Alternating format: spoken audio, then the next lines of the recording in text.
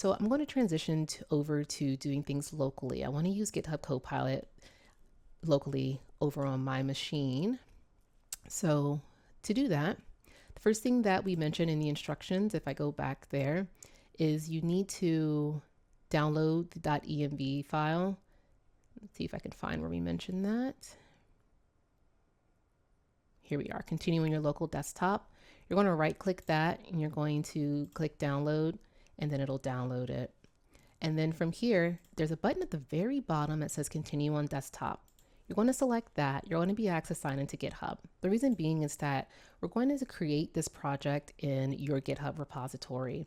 You can give it a brand new name. So I'm going to call this one Gittins Workflow Demo.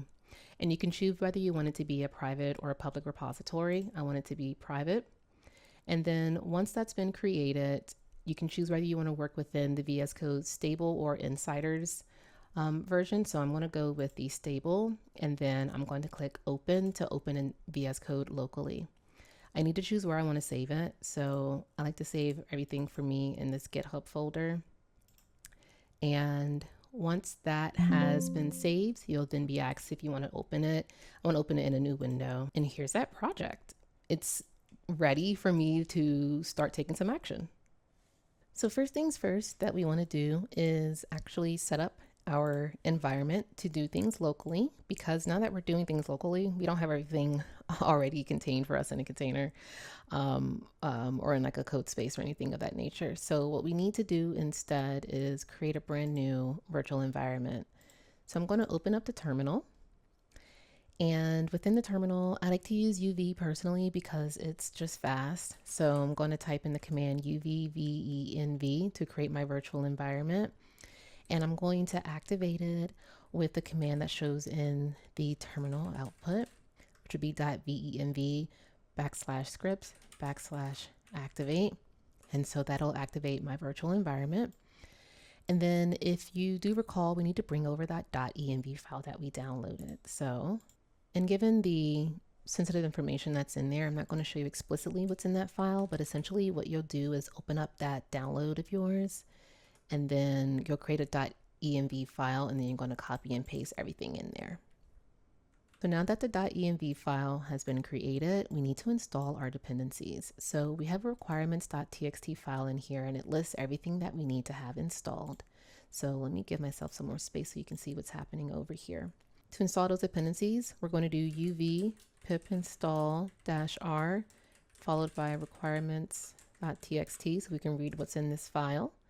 And we are, off to the races. Everything has now been installed. So I'm going to go ahead and clear that. And before we actually run this file, there's one more thing that we need to do, and we need to actually authenticate with Azure or to Azure. You may notice that we're using the default Azure credential for authentication. We don't have any API keys that are hard coded anywhere. They're not even in that .env file either. So to do that, there's one of two commands. One is going to be AZ login. If you run that command, what it's going to do is give you a URL and a code. You're going to go to the URL and then enter that code that you're given, and then you'll need to sign in, and that's how you'll authenticate. You'll come back here in VS Code. Depending on how your subscription is set up, your command might be a little different for like mine. So for me, it's AZ login, and then I also need to pass in the tenant itself, and then the rest of the command is -- use -device -code. So that's what I personally need to do. And clicking enter, everything that happens from here should be the same, regardless of which of the two commands. So here's that URL I mentioned. I recommend copying this code while you have it here now, and then control click to go to that URL. And now this is what that web page looks like that I mentioned. You're going to enter the code, click next. You'll be prompted to choose an account to sign into. And then once you've chosen that account, you're going to confirm that you are trying to sign in to the Microsoft Azure CLI by clicking continue, and then you can exit that screen. Next, it's going to retrieve your subscriptions in the terminal. And so I have 3 different ones that I have access to. I'm going to enter the number 1 for the one that I need. You'll enter the appropriate number for the subscription for yourself. And then when you click enter, that's it. So I'm all logged in and authenticated right now. And now we can actually move forward with running this file. So again, this run_.py file, or this run_agent.py file, is the file that we were just working with. If you recall, once we get the output, it's a little, not messy, but it's not the most legible way for me to read what's going on. So I'm going to open up GitHub Copilot, and I'm going to ask it, what do I need to do to modify this code so that way I can get the output from these agents into a markdown file that's going to be called social media campaign. And so making sure that this file is open, this is how we're able to reference this file directly within GitHub Copilot. While I could search for it in the folders, if you have it already as the active one, it'll reference it directly.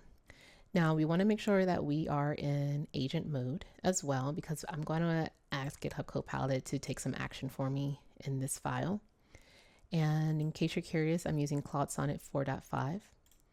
And what I'm going to say to it is, how do I change this file so that the output from the final agent is saved to a new markdown file called social-media-campaign.md within the root of this project.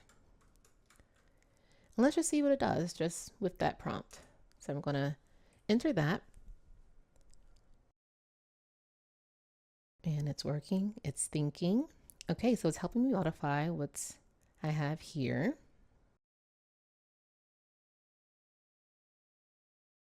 And so what it's decided to do, I don't want to get too ahead of myself, but oh, nope, it's done. So I'll take you through exactly what happened here, and I'll follow along with its output, but I can also see what's happening here in the code.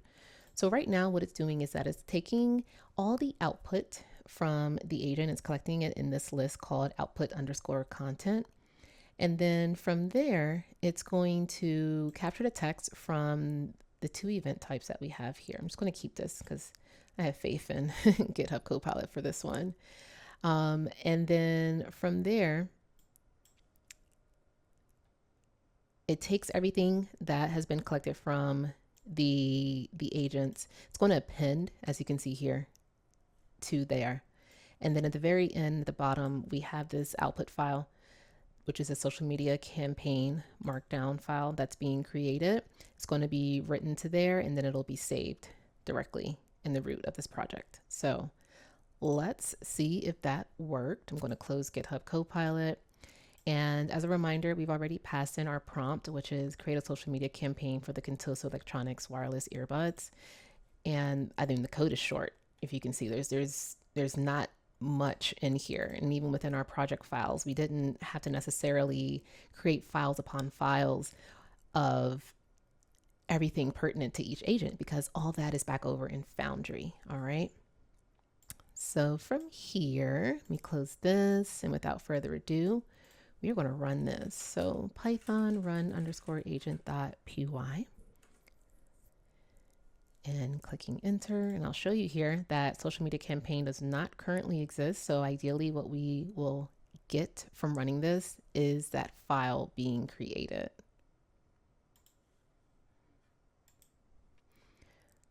All right, so it looks like we are getting the output that I am in need of. This is lovely. Okay, and now we're at agent 3. I'm seeing we have a table that was created. So let's see how this looks in the end, because there's absolutely no way I, as the human, would have gone through all this output just to figure out what was going on with the social media campaign. And so this is why it's great to be able to continue things on our own with code instead of just fully only ever working directly in the Foundry portal. So that's done. And here's that file. So I'm going to minimize this terminal, and this is a social media campaign. If I click to preview the markdown to the side, this is the campaign in all its glory. Everything's formatted very well. If you want, you can continue to modify everything with your agents that you've created to tailor the way things get output. I know I did see a table was created, so here's an example of one of those tables. And I'll add this into the repo so that way you can see what output could look like in theory when you're creating something of this nature. But for creating a social media campaign along with agents, this has done a pretty good job. Even here, I have a table for tweets to go out, for example, and threads to go out as well. I have information for like my TikTok posts, and I actually have a calendar. Let's make this even bigger so we can see. That's better.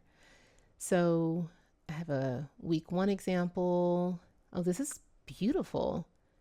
The agents did a really great job working together. So again, I will put this in the repo so you can take a look through what's happening in here. And as I mentioned, you can definitely go through and modify the output to your liking based on whatever your needs are. I, as you have seen, have done very, very little to manipulate these agents to work to a level of perfection, but I do encourage you to continue to iterate over your various agents that you're bringing together in these multi-agent workflows.